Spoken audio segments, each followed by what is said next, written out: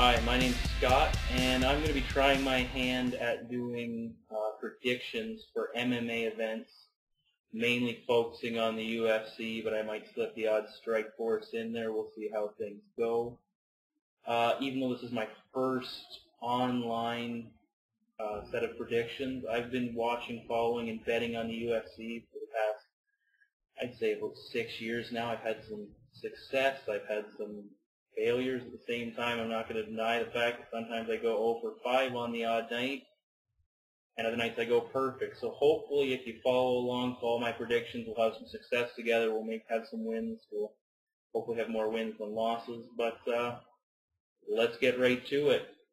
The first event we're going to be looking at is the UFC live event on Versus, with the main event being John Bones Jones versus Vladimir the Janitor Matyushenko. It's taking place on August 1st, 2010 from the San Diego Sports Arena in San Diego, California. Now, as I said, this is a live free event, and there will be 4 main fights that I will be following for this event. Our first fight of the evening is in the UFC lightweight division between Tyson, Griffin, and Takanori Gomi. Originally, this fight was scheduled to be Gomi versus Joe Stevenson. Stevenson's pulled out. Griffin has taken his place. And coming into this fight, the first thing that stands out to me is that both fighters are coming off losses in their last matchups. Gomi debuted against Kenny Florian and was submitted, while Tyson Griffin lost a split decision to Evan Dunham back at UFC 115. So in my opinion, this makes it a must-win for both fighters if they're going to continue being significant in the division. Let's take a look at first Tyson Griffin. Griffin comes in with a record of 14-3. He's never lost back-to-back fights, and the 3 losses he had were against significant fighters. His first coming against Frankie Edgar, the current UFC lightweight champion. He lost to Sean Shirk, who was a former lightweight champion, of course, most recently against Evan Dunham. In all 3 of those fights, he fought guys who have solid game plans coming in, were able to match Griffin, and dictated where the fight took place. With Griffin, the first thing I look at is cardio. Tyson Griffin always comes in with great cardio, and even though he took this fight on short notice, fighting UFC 115, he will be ready. He is the type of guy at the end of round 3, he looks like he can go rounds 4 and 5, absolutely no problem. Griffin is a solid wrestling base. If he wants to rely on that, that's a big deal there, and he'll be able to control that part of the fighting. Now, with regard to Griffin's stand-up, it's improving. He looks like he brings a lot to the table. He will have a slight reach disadvantage in this fight. I believe he comes in with a 68-inch reach. Gomi has a slightly bigger reach than him. I don't think that's going to be a factor. In my opinion, I think Griffin will be able to use his cardio and his speed to his advantage. Even though Gomi's known for speed and striking, I think Griffin has the advantage coming into this. Looking at Gomi, he's lost 3 of his last 5 fights. Against Kenny Florian, it was his debut. Kenny Florian's a top 3 UFC lightweight, in my opinion. Gomi looked slow. He looked predictable. He looked outclassed. He looked disinterested by the end of the fight. You know, his knockout power is supposed to be his bread and butter. I don't think it's going to play a factor. I think he came to the UFC looking to prove a point. I think he came at the wrong time. I think this maybe could be coming to the end of his career, and the current crop of UFC lightweights could be passing him by.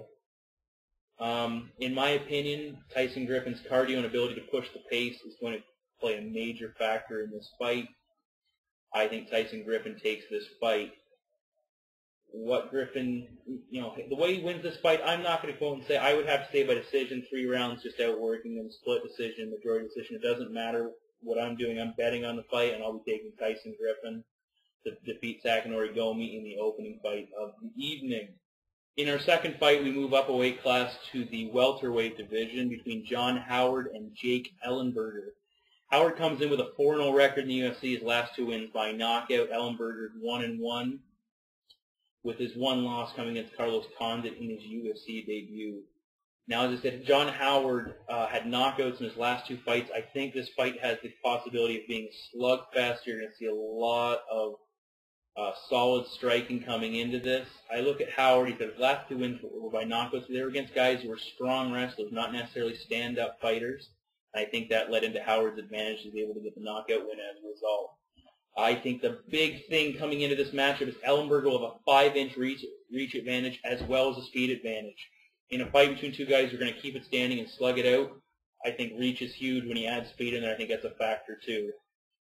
In Howard's past fights, he's had success against guys that he was able to control because he had a longer advantage with the reach. And at the same time, his defeats came against guys who had the advantage on the other side of that. I think that's a big factor. I can't say that enough coming into this fight. Ellenberger's got a solid chin. He's never been knocked out. And in my opinion, I think that really takes away from John Howard's game.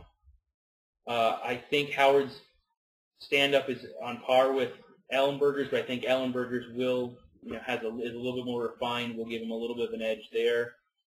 And I look at the big thing. I look at the fighters these two guys have fought in the past, and the one that stands out to me is Jake Ellenberger. He lost to Carlos Condit. I think that's the biggest name either one of these guys have fought. And he was able to take Condit the full 3 rounds. Condit is a solid striker. He's got a lot of weapons.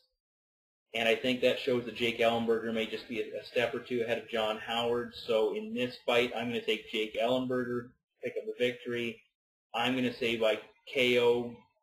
In the second round, again, I don't like focusing on that because I'm just betting on the winner. But Jake Ellenberger defeat John Howard. Our third fight of the evening is in the UFC middleweight division. It's also our co-main event featuring Mark Munoz and Okami. Both fighters are looking to move up the ranks in the middleweight contender situation. It's definitely a big fight for both, and this is the fight I'm most excited about on the card as a whole. Let's look first at Mark Munoz. He comes into this fight as the underdog based on the odds. He's won 3 fights in a row. He's 3-1 in the UFC. His most recent victory came over Kendall Grove, where he just basically took everything Grove could give him, took him down, and pounded him out. His fight previous to that, basically the same thing. When he wants to take you down, he's going to. He's got a fantastic wrestling base. He hits hard. Just ask anybody who's fought. When he gets you down, he's relentless, pounds away, and keeps going until you basically say, I can't take anymore. His only loss in the UFC came against Matt Hamill in his debut. Vicious head kick. Now, ever since that fight, like you said, he's on a 3-fight win streak. His stand-up's improving. He's holding his hands in a better position. It seems like he's defending better, and he's ready to stand up and defend himself in a better manner. I don't think we're going to see Munoz getting knocked out like he did by Matt Hamill anytime soon. On the other side of the fight, you have Okami. Okami in his last fight was on the undercard. He looked fantastic. His stand-up looked excellent, and he got the W. My focus, if you look back at the fight prior to that, he fought Chael Sonnen.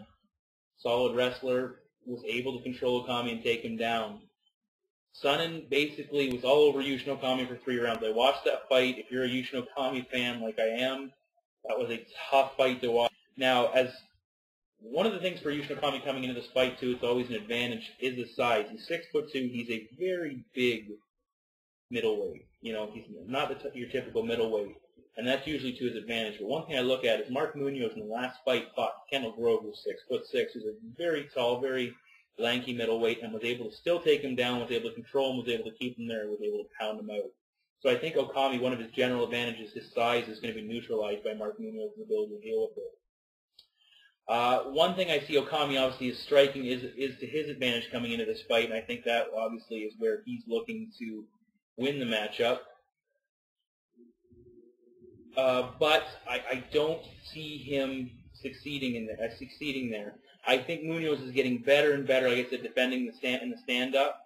And quite frankly, Okami in his 10 UFC fights has 1 knockout. He seems like the type of guy who's not going to knock you out. Maybe he will, maybe I'm wrong, but it seems like Munoz is taking some big shots, keeps coming, and I think this is the type of fight where Munoz, when he wants to take it to the ground, he's going to. Just like Sonnen was able to take Okami down, I think Munoz will take Okami down. And in my opinion, I think that's going to decide the fight. I don't know if Munoz will be able to pound him out, but I think the fact that Okami will spend most of the fight on his back defending is going to be to his disadvantage, as usually being on your back is. And in my opinion, I think Mark Munoz picks up the upset victory.